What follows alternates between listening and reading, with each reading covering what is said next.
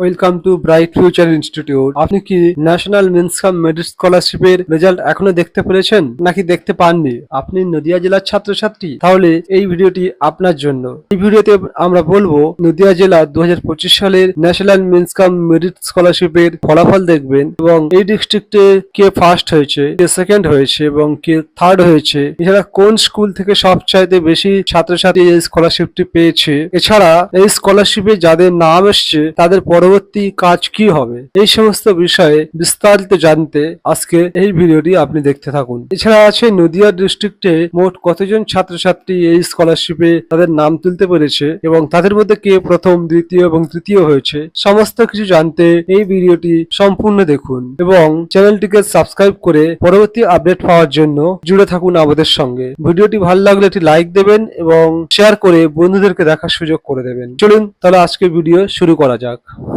তো দেখতে পাচ্ছেন 2025 সালে ন্যাশনাল মিনকাম মেরিট স্কলারশিপের নদিয়া জেলার আমরা তথ্য নিয়ে চলে এসেছি। 2025 সালে এই পরীক্ষা হয়। নদিয়া জেলায় নির্বাচিত ছাত্রছাত্রীর সংখ্যা মোট 426 জন। এখানে সাধারণ বা general category cut off number 129, তফসিলি জাতি বা এসসি কাট অফ 117 নম্বর, এসটি 60 নম্বর, ওবিসি কাট অফ 129 নম্বর এবং শারীরিক প্রতিবন্ধী বা পিএইচ এর কাট অফ 74 নম্বর। এরপরে দেখে নেব 5টি top rank selected candidate details, অর্থাৎ 1 থেকে 5 কারা হয়েছে নদিয়া জেলাতে তাদের তালিকা দেখে নেব। প্রথমে আছে রঙ্কন সাহা, যে ম্যাথ পেপারে পেয়েছে 84 এবং স্যাটে পেয়েছে 84, মোট 168 জেনারেল কাস্ট থেকে সিলেক্টেড হয়েছে। 2 আছে ত্রিদীপ সাহা, ম্যাথে পেয়েছে 79 ও স্যাটে পেয়েছে 81, মোট স্কোর হলো 160, এও জেনারেল ক্যাটাগরি ক্যান্ডিডেট। এরপরে পরপর 4 জন আছে নাম্বার 3-এ আর্নেশ শেখদার, ঈশান চৌধুরী, কৌস্তব বিশ্বাস এবং পীযূষ মন্ডল, প্রত্যেকে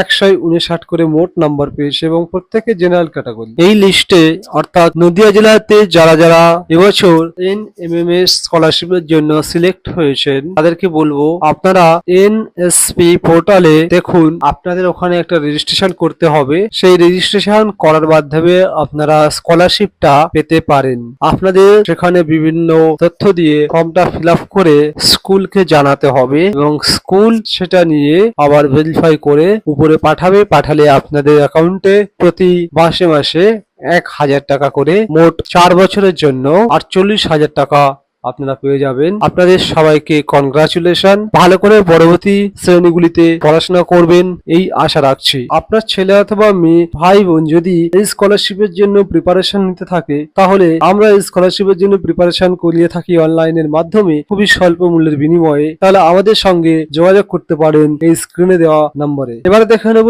নদিয়া জেলার 5টি এমন স্কুল যে স্কুলে সবচাইতে বেশি ছাত্রছাত্রী এই স্কলারশিপের জন্য 2025 সালে এই স্কলারশিপের জন্য সিলেক্টেড হয়েছে। প্রথমে আছে বেথুয়াডাহারি JCM হাই স্কুল। এখান থেকে মোট 24 জন ছাত্রছাত্রী এই স্কলারশিপের জন্য সিলেক্টেড হয়েছে। এখানে প্রত্যেকের নাম এখানে দেওয়া আছে। পরবর্তী দেখতে পাচ্ছেন 2 নম্বরে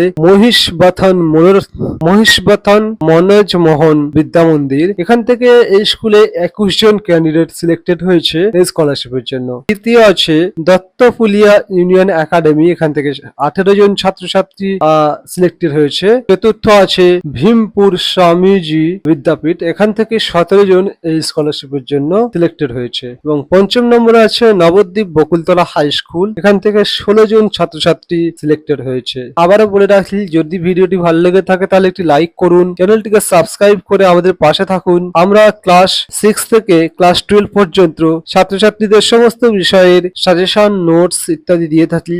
আপডেট পাওয়ার জন্য আমাদের সঙ্গে থাকুন। কমেন্ট করে জানান আপনাদের কোন পার্টটি ভালো লেগেছে বা আপনারা কোন কোন বিষয়ের উপরে আরো ভিডিও পেতে চাচ্ছেন, তাহলে আমরা সেইভাবে নিত্য নতুন ভিডিও আনতে থাকবো। দেখা হচ্ছে নতুন ভিডিওতে। ততদিন পর্যন্ত ভালো থাকুন, সুস্থ থাকুন। ধন্যবাদ।